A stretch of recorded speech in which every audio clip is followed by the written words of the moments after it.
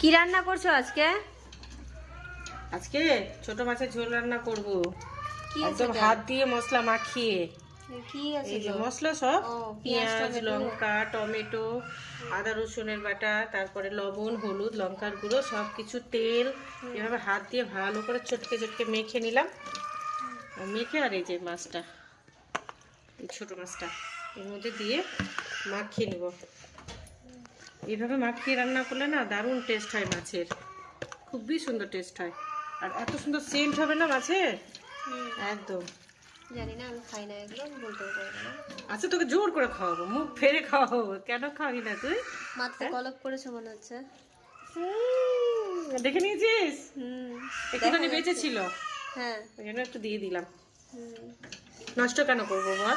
যে কোনো জিনিস একটু বাঁচিয়ে চলার চেষ্টা করতে হয়, তো একটু বেঁচে গেছে তো আমি নিজের মাথাতে দিয়ে দিয়েছি। ভালো করে। এখন স্নান করার সময় ধুয়ে ফেলবো। ঠিক আছে।